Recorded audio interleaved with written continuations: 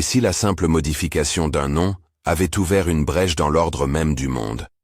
Pourquoi le nom de Dieu a été modifié, et qu'avons-nous perdu avec cela?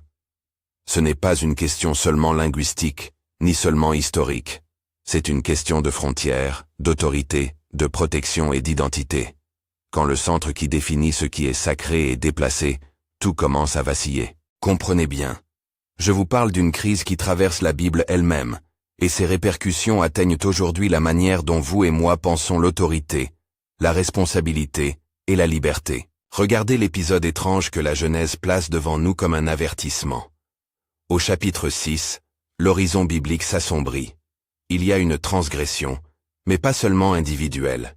Il s'agit d'une rupture collective des limites. Des êtres appelés fils de Dieu entrent en relation avec les filles des hommes.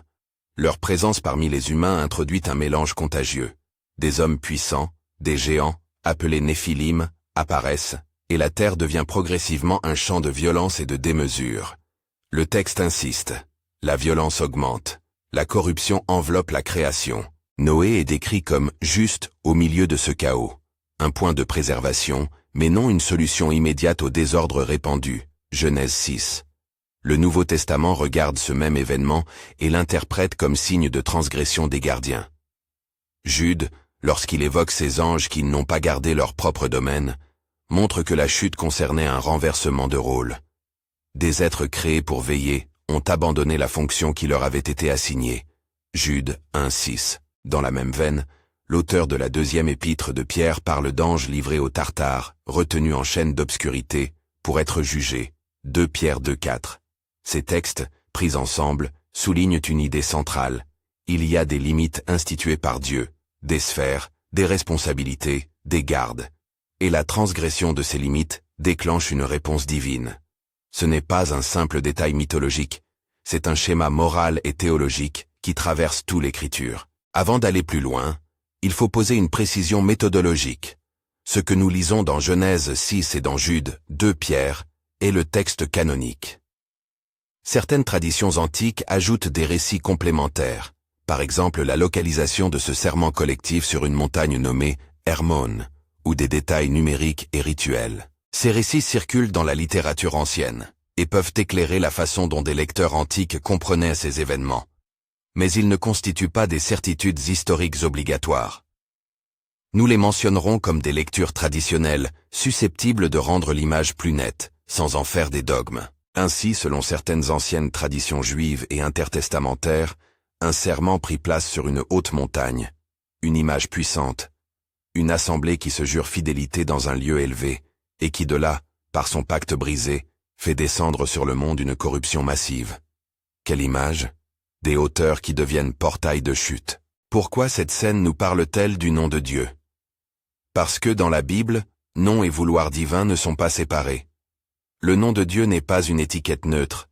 Il est point de référence, centre d'autorité. Un nom divin tient une clé symbolique. Il dit qui gouverne. Il fixe les frontières entre sacré et profane, entre ce qui est sous l'obéissance de Dieu et ce qui relève d'autres ordres. Modifier, retirer ou substituer ce nom, que ce soit dans la mémoire cultuelle, dans la liturgie, ou par une simple altération de sens, a des conséquences pratiques. Le nom fait loi. Le déplacer, c'est déplacer la loi.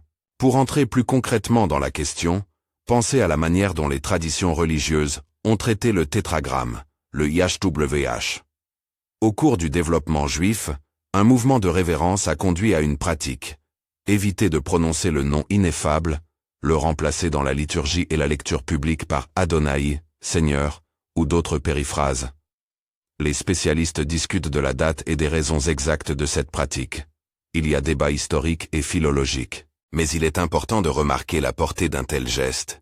Substituer un nom, pour des raisons de révérence, de peur ou de piété, transforme la relation entre peuple et Dieu. Cela protège peut-être la sacralité, mais cela peut aussi éloigner la communauté de la familiarité du nom. C'est un geste double. Il affirme l'altérité de Dieu, tout en introduisant une distance nouvelle dans la manière dont le peuple se représente l'autorité divine. Certains y voient une sauvegarde de la sainteté, d'autres, La perte d'une proximité qui maintient les limites en place par une invocation régulière et consciente de qui gouverne. La substitution liturgique n'est qu'un exemple. Il existe d'autres formes de modification du nom dans l'histoire. Transformation conceptuelle du titre divin, syncrétisme où un nom est amalgamé avec d'autres figures religieuses, sécularisation où le nom devient un simple mot dépourvu de force. Ces processus ne sont pas forcément complots ou attaques malveillantes. Ils peuvent être progressifs, imperceptibles, le fruit de peur, de stratégies de survie religieuse, d'adaptation culturelle. Mais à chaque fois, il y a un même effet potentiel. La perte du centre qui ordonne. Revenons au récit de Genèse. Que se passe-t-il quand des veilleurs cessent de rester à leur poste? Quand la frontière entre l'ange et l'humain se brouille, ce sont les structures sociales qui vacillent. Les Néphilim, les hommes de renom, ou géants, les traductions varient, incarnent cette conséquence. Puissance, sans responsabilité, expertise dévoyée, savoir technique transformé en instrument de domination. Les récits antiques qui accompagnent ce passage insistent souvent sur le transfert de connaissances. Art, enchantement, techniques profondes circulent et sont utilisées pour asservir, corrompre, séduire. L'image biblique est claire. La transgression a des effets collectifs. La société dégénère.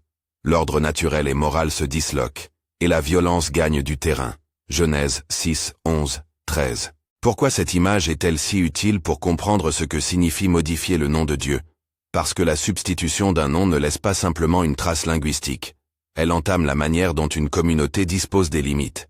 Sans un nom reconnu, légitimé et invoqué, qui fixe la souveraineté, des vocations de pouvoir émergents, des gardiens qui prétendent remplacer ou redéfinir l'autorité. Là où le nom est affaibli, des ordres alternatifs s'instituent. Les conséquences sont pratiques. Déresponsabilisation, appropriation des savoirs pour asservir plutôt que servir, et la normalisation d'une violence déguisée en puissance. C'est exactement ce que la lecture combinée de Genèse et des épîtres apostoliques met en lumière. Mais il y a une autre phase de cette histoire, que la Bible n'omet pas. La justice divine n'est pas une fureur aveugle et finale sans possibilité de restauration. L'Écriture montre une solution structurée. Gouvernance, jugement. Et, selon une logique théologique, possibilité de restauration. Le langage utilisé dans le Nouveau Testament pour parler de la réponse divine est chargé d'images fortes.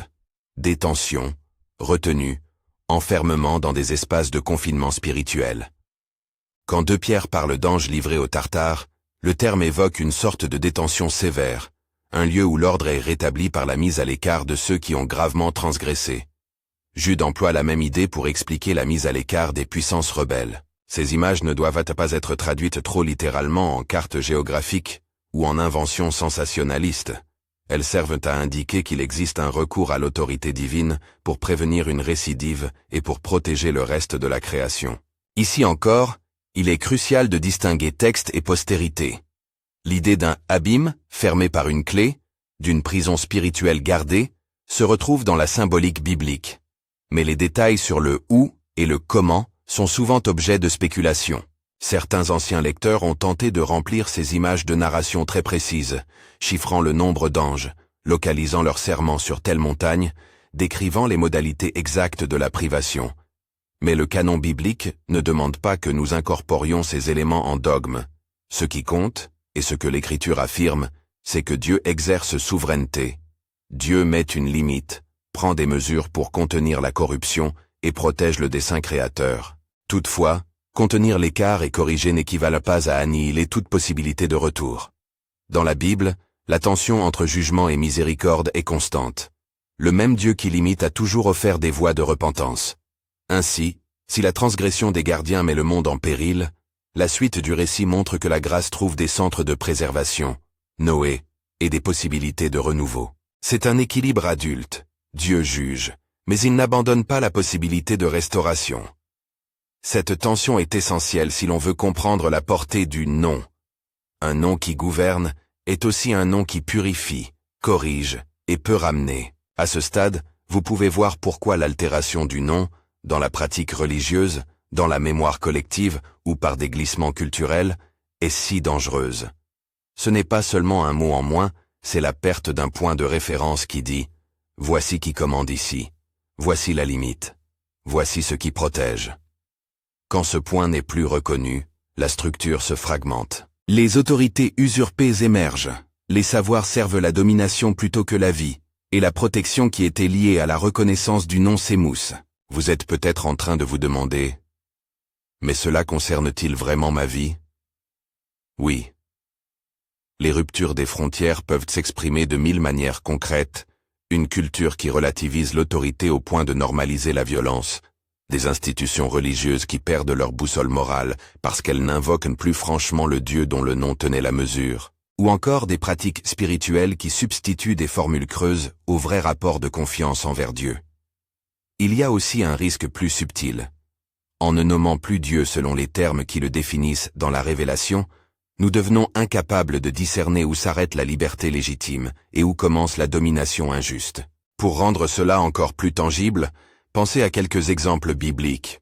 Moïse, devant la buisson ardent, reçoit un nom qui le place dans une relation « Je suis », exprimé en diverses langues et formes.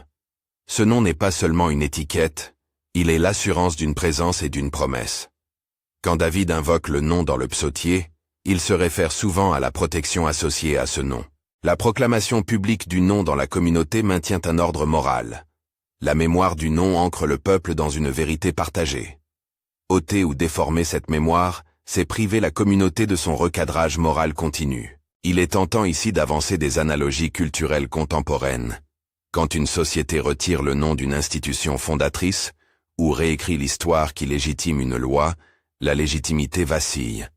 Quand une église remplace la proclamation du Dieu de l'Alliance par des slogans qui sonnent bien mais ne définissent pas l'autorité divine, la frontière morale entre foi et accommodement s'estompe. Je n'affirme pas là une conspiration systématique. Je dis que le mécanisme est analogue. La perte du nom modifie la structure interne de la communauté. À présent, quelques objections raisonnables se lèvent dans vos têtes, et je veux les anticiper. Première objection. N'est-ce pas exagéré de penser qu'un mot puisse produire de tels effets? Non, si l'on comprend que les mots fondent l'identité. Dans la Bible, le verbe créateur, le nom révélateur, l'invocation communautaire agissent. L'altération d'un nom, surtout un nom qui porte autorité, produit des conséquences réelles. Deuxième objection. Les récits des anges et des Néphilim ne seraient-ils pas des mythes archaïques plutôt qu'une leçon pour nous? On peut répondre ainsi, même si certains éléments relèvent de symboles anciens, la leçon structurale demeure valable. La manière dont une collectivité réagit à la transgression des limites nous concerne toujours. Troisième objection. Qu'en est-il des traditions qui précisent des détails? À cela je réponds. Ces traditions éclairent, mais elles ne remplacent pas le texte canonique. Là où elles complètent, nous les considérons comme hypothèses interprétatives, utiles pour imaginer le cadre, mais non essentielles pour fonder la doctrine. À ce stade, je veux vous inviter à rester avec ce thème. Si ce sujet vous touche ou vous paraît pertinent, abonnez-vous pour pouvoir suivre la suite de cette étude où nous examinerons plus précisément comment Dieu gouverne la rupture et comment, selon l'Écriture, la restauration peut s'opérer. Ce n'est pas une promesse magique, c'est une invitation à comprendre et à répondre. Poursuivons l'analyse. Il nous faut maintenant préciser ce que signifient, dans le vocabulaire biblique, des mots comme gouvernement, clé, abîme. Ces images se recoupent, mais elles ne sont pas identiques. Le terme grec traduit parfois par Tartare chez Paul, et dans les épîtres, évoque une mise à l'écart extrême, une mesure disciplinaire qui met fin à la circulation destructrice d'un pouvoir rebelle. L'abîme, quant à lui, est souvent la figure d'un espace primordial ou d'un gouffre, un lieu de séparation. La clé, dans la symbolique biblique, représente l'autorité. Remettre la clé, prendre la clé, c'est confier ou exercer le pouvoir d'ouvrir et de fermer, donc d'autoriser ou d'interdire l'accès.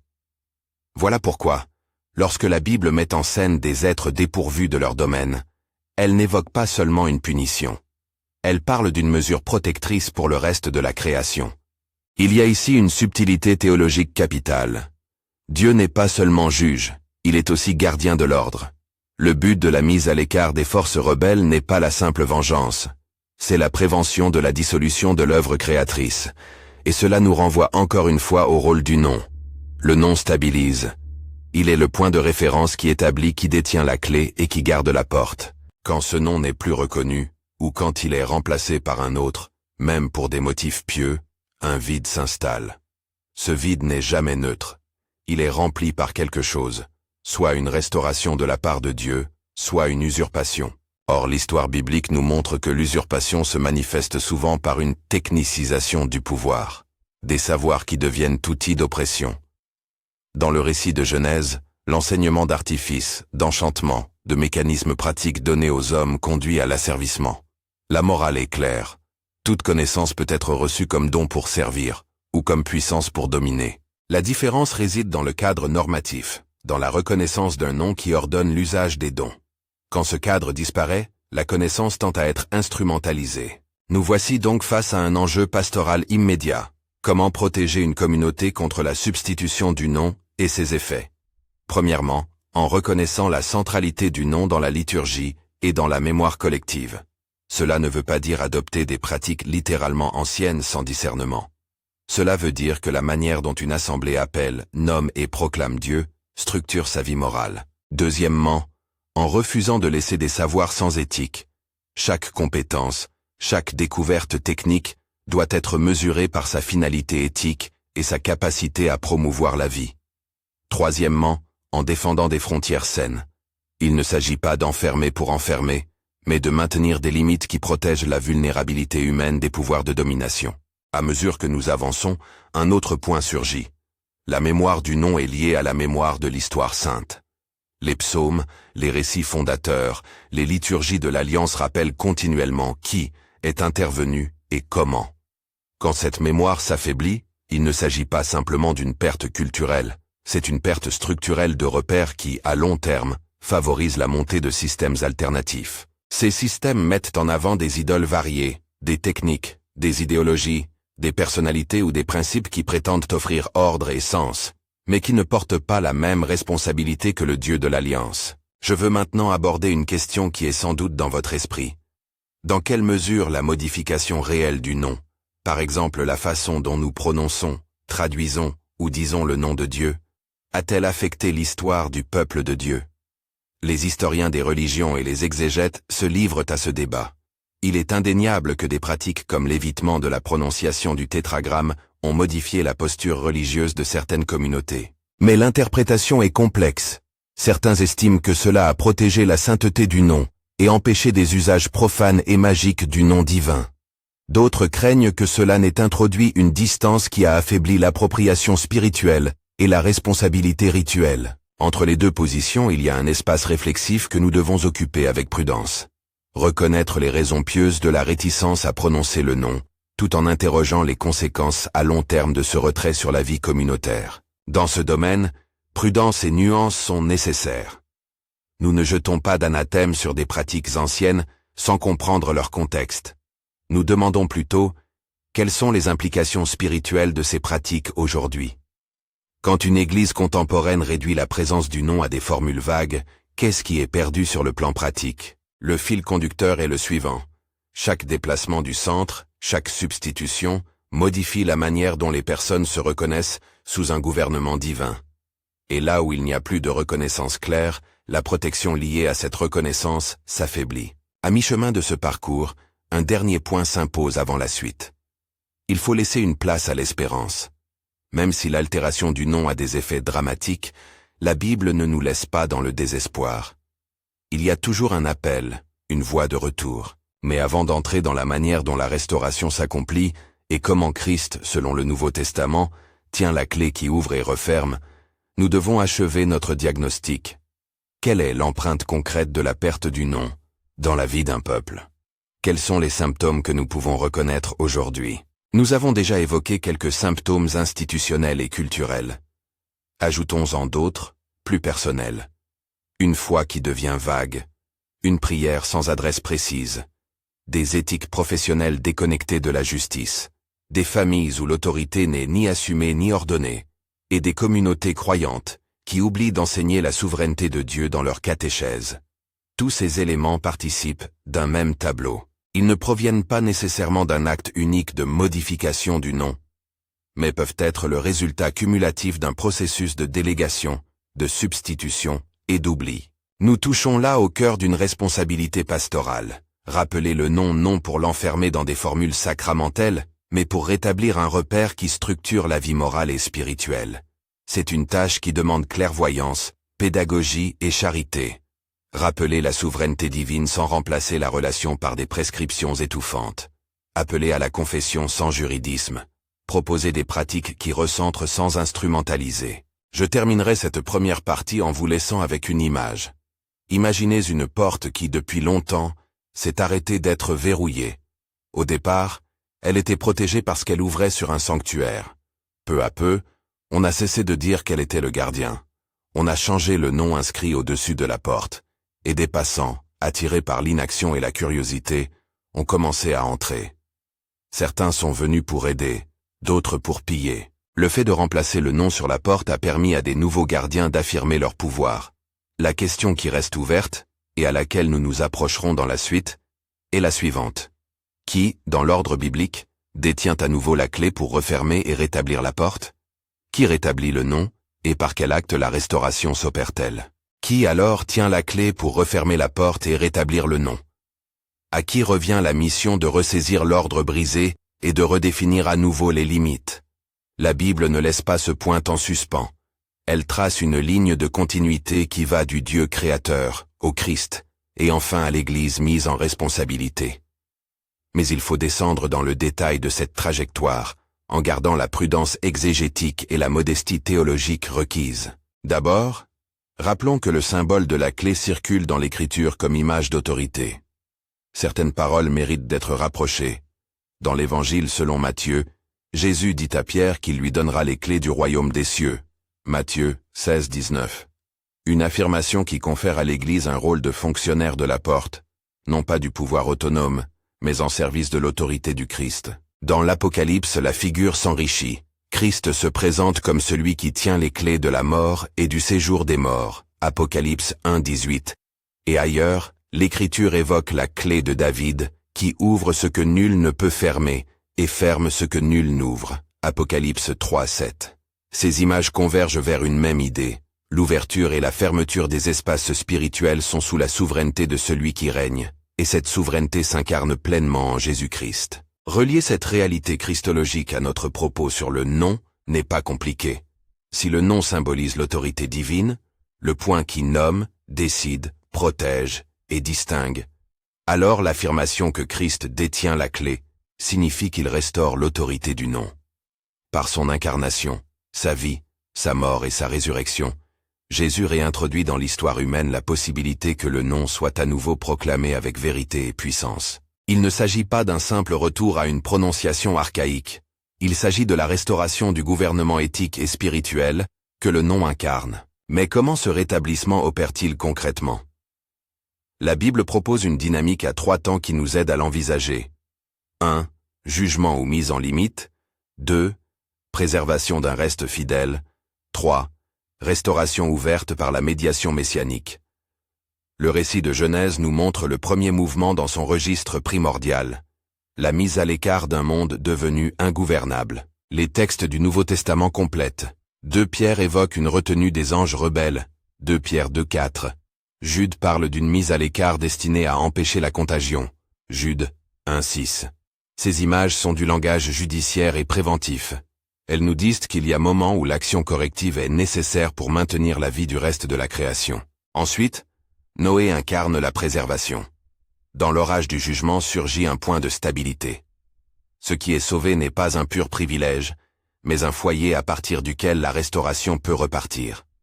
Ce n'est pas une promesse mécanique de retour pour tous, mais la reconnaissance d'un principe.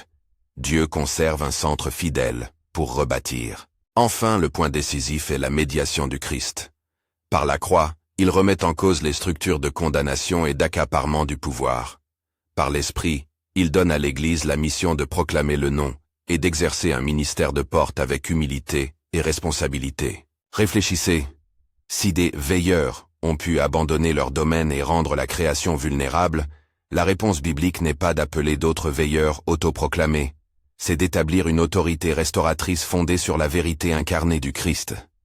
C'est ainsi que la clé revient non à un petit groupe de puissants, mais à celui qui est ressuscité, et qui confie à la communauté de foi la tâche de préserver et d'annoncer. Il faut ici marquer une distinction théologique capitale. La restauration n'est pas synonyme d'un retour au statu quo ante dans tous les détails culturels. Restaurer le nom signifie réancrer l'ordre moral et spirituel que le nom porte. Cela peut impliquer des formes nouvelles de proclamation, des façons réinventées d'enseigner la mémoire sainte, des liturgies qui parlent au cœur des hommes d'aujourd'hui. En d'autres termes, il ne s'agit pas d'un conservatisme purement nostalgique, mais d'une fidélité créatrice. Conserver le sens du nom, en adaptant les formes pour que le peuple comprenne. Que signifie cela pour la vie des communautés concrètes? Voici quelques implications et pratiques que je veux vous proposer, non comme recettes magiques, mais comme repères pastoraux applicables et prudents. Première exigence. Réapprendre les noms bibliques de Dieu et leur signification. Lorsque le peuple oublie qui il invoque, il se fragilise. Enseigner les noms, Ag-Yash-Tu-Bul-We'ash, Elohim, Adonai, El Shaddai, et les diverses appellations révélées dans les psaumes et les prophètes, c'est restituer la mémoire d'un rapport vivant. Cela suppose des catéchèses où chaque nom est lié à un acte divin, création, alliance, jugement, grâce, afin que la proclamation liturgique ne soit pas un simple slogan mais une redite de l'histoire rédemptrice. Deuxième exigence, cultiver la double attitude de révérence et d'intimité. Certaines traditions ont voulu protéger la sacralité du nom en cessant de le prononcer. Il s'agit d'un geste pieux qui mérite notre respect. Mais il faut veiller à ce que la révérence ne se transforme pas en une distance qui empêche la familiarité salvatrice. L'Écriture modèle cette dialectique. Dieu est saint. Mais il appelle ses créatures à la confiance. Les assemblées chrétiennes doivent retrouver des manières de nommer Dieu qui soient à la fois respectueuses et vivantes, capables de former des disciples qui reconnaissent l'autorité du nom, mais qui osent aussi l'adresser personnellement dans la prière. Troisième exigence. Éduquer l'usage des savoirs et des techniques sous le gouvernement éthique du nom. La Genèse met en garde contre la circulation de savoirs sans cadre moral. Aujourd'hui, notre défi est le même. Nouvelles technologies, sciences, médias, leadership politique et économique peuvent être instrumentalisés. L'Église se doit d'enseigner une éthique disciplinaire qui interroge chaque compétence. À quoi sert-elle? Qui est servi? Quelle est la finalité humaine et chrétienne de son usage? Sans ce cadre, le savoir se transforme en pouvoir qui domine. Quatrième exigence. Maintenir des frontières saines et charitables. Les limites sont des instruments de protection, non des cages pour humilier. Une communauté synonyme de liberté doit apprendre à fixer des limites pour protéger les plus faibles, pour garantir que l'exercice du pouvoir soit soumis à des instances de redevabilité et de service.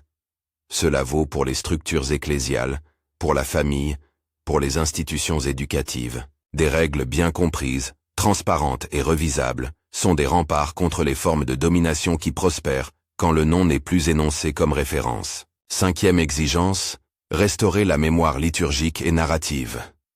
Les psautiers, les fêtes, la lecture publique des Écritures sont des moyens concrets par lesquels la mémoire du nom est entretenue. Une communauté qui perd ses repères narratifs, qui cesse de raconter la grande histoire de l'Alliance, se retrouve vulnérable.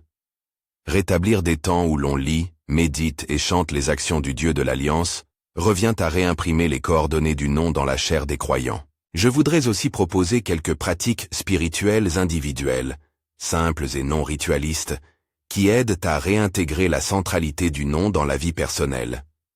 La confession régulière, dire où la nomination de Dieu a été affaiblie dans notre vie, la prière qui nomme Dieu avec précision, ne pas se contenter de formules vagues, le compagnonnage spirituel, un mentor ou un groupe qui rappelle la responsabilité éthique liée au nom, et l'étude biblique qui relie les noms de Dieu aux actes révélés. Maintenant, anticipons et répondons avec sobriété à certaines objections et questions probables. J'en choisis 3. Conformément à la pratique de réflexion pastorale. Est-ce que ces récits ne sont pas des mythes? Les anges sont-ils vraiment en prison? La prononciation du tétragramme change-t-elle le salut? 1. N'est-ce pas seulement une mythologie ancienne? Même si certains éléments narratifs de Genèse 6 semblent appartenir à une imagination mythique ancienne, La portée théologique de ces récits ne s'épuise pas dans leur historicité littérale. La Bible utilise des images, des figures et des récits pour structurer la pensée morale et théologique. Que l'on comprenne les fils de Dieu comme des êtres angéliques littéraux ou comme une façon de parler d'agents de pouvoir surreprésentés, la leçon demeure. Quand la fonction de gardien est rompue, la société subit des conséquences.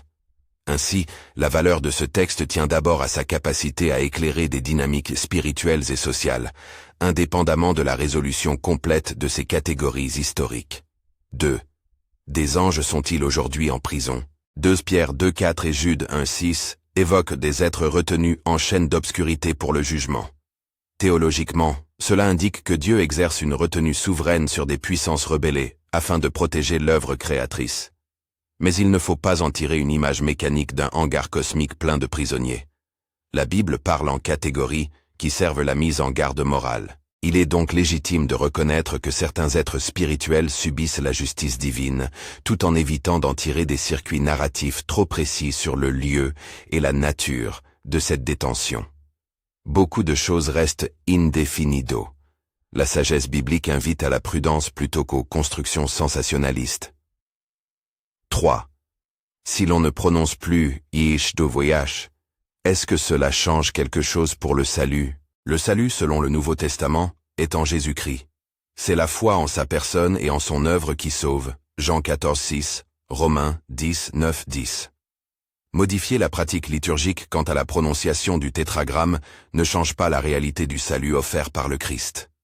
Cependant, ce changement peut avoir des conséquences pastorales et communautaires.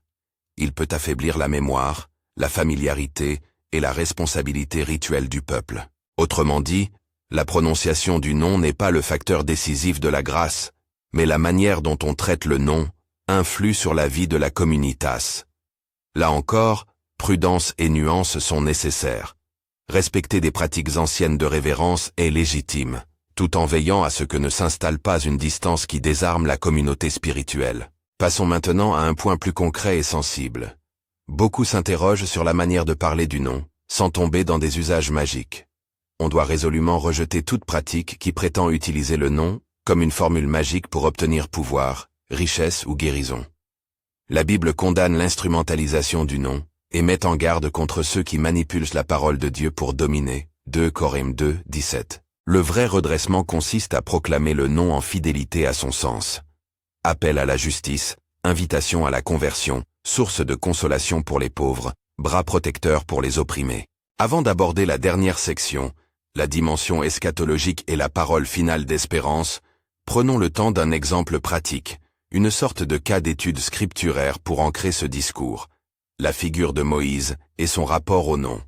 Dans Exode, Moïse interroge Dieu. « Qui suis-je pour aller vers Pharaon ?» Dieu répond en se révélant par un nom qui n'est pas seulement étiquette, mais promesse. « Je serai qui je serai ». Exode 3, 14, traduction et interprétation. Moïse reçoit une mission inscrite dans l'autorité du nom. La leçon pour nous est simple. La proclamation authentique du nom se lie toujours à une mission concrète. Libération du peuple, justice, restauration d'un ordre humain conforme à la volonté de Dieu. Réclamer le nom sans se laisser engager dans la mission est une incohérence. Le nom appelle à l'action qui protège la création humaine. Et maintenant, l'horizon eschatologique. Que se passe-t-il à la fin selon la perspective biblique, lorsque le nom est pleinement proclamé? L'Apocalypse offre des images de clôture. Les peuples viennent adorer devant celui qui tient la clé. Les portes sont ouvertes pour que la justice règne. Les anciens symboles corrompus sont dévoilés. Le message principal n'est pas un catalogue de détails, mais une promesse. La vérité du nom sera manifestée et reconnue. Tant que la proclamation est partielle, l'Église demeure en mission. La victoire finale n'est pas notre œuvre, mais la victoire de celui qui tient les clés. Cette certitude libère de la tentation d'usurper l'autorité ou de recourir à des raccourcis. Notre tâche est de témoigner, de surveiller la fidélité et de participer à la restauration par la repentance et la proclamation fidèle. En terminant, revenons au centre pastoral. Que faire dès demain, en tant qu'individu et communauté, pour répondre à la perte que nous avons décrite et pour participer à la restauration du nom? Voici un chemin possible, simple et concret, articulés en 3 engagements corrélés. Premier engagement, confession et repentance collective. Les églises doivent être des lieux où l'on reconnaît honnêtement les oublis et les substitutions. Une confession publique ou communautaire, répétée dans des temps de prière, ne répare pas magiquement le dommage, mais elle réinscrit la communauté dans la logique de responsabilité. Cela suppose que l'on nomme les manquements, où nous avons substitué slogan à substance, où nous avons toléré la domination masquée en structures supposées de pouvoir, où nous avons permis au savoir de s'instrumentaliser. Deuxième engagement. Enseignement et mémoire. Engager des cycles de formation sur les noms de Dieu, l'histoire de l'Alliance, et la façon dont la prophétie et la sagesse biblique réglementent l'usage du savoir et du pouvoir. Faire cela, ce n'est pas ressasser le passé, c'est instruire pour prévenir le présent. Troisième engagement, service éthique des compétences. Dans vos familles, vos lieux de travail, vos institutions, faites évaluer les pratiques à la lumière du nom. Qui est servi par telle décision? La logique du royaume demande que le pouvoir soit toujours mis au service de la vie, et non de la domination. Je conclurai par une parole d'espérance ferme mais sobre. Le nom peut être ravivé. Jésus-Christ tient la clé. Le geste du Christ n'est pas de supprimer la responsabilité humaine, mais de la réorienter. Par la croix, il prend sur lui ce qui condamnait. Par la résurrection, il donne la possibilité d'une vie nouvelle. L'action de Dieu passe par la repentance, et par l'adhésion à la mission de justice et de miséricorde. Autrement dit, la réintégration du nom dans la vie communautaire suppose que nous acceptions d'être guéris intérieurement et d'agir extérieurement. Avant de vous laisser aller dans la prière et la réflexion personnelle, quelques mots pour clore en pratique. Ne confondez pas la beauté du rituel avec l'autorité elle-même. La restauration du nom ne se résout pas par la répétition d'une formule, mais par l'alignement de la vie avec la volonté révélée en Christ. Approchez-vous donc de ce travail par l'humilité. Enseignez, confessez, servez. Si ce message a touché quelque chose en vous, je vous invite ici à un geste simple mais significatif. Écrivez dans les commentaires la phrase suivante, comme acte symbolique de confession et de désir de restauration. Seigneur, restaure ton nom en moi. Ce n'est pas une formule magique, c'est une parole publique qui dit « Je reconnais la perte et je veux retourner au service du nom ». Laissez ce mot comme un engagement, non pas pour chercher de l'applaudissement, mais pour rejoindre une communauté qui veut retrouver ses repères. Que Dieu, dans sa miséricorde, rende à nos langues la force de nommer avec vérité, à nos mains la volonté de servir avec justice, et à nos cœurs la grâce de garder la frontière qui protège la vie. Jésus, qui détient la clé, nous appelle à la fidélité. Marchons donc, dans l'espérance, vers la restauration que seule sa souveraineté peut accomplir.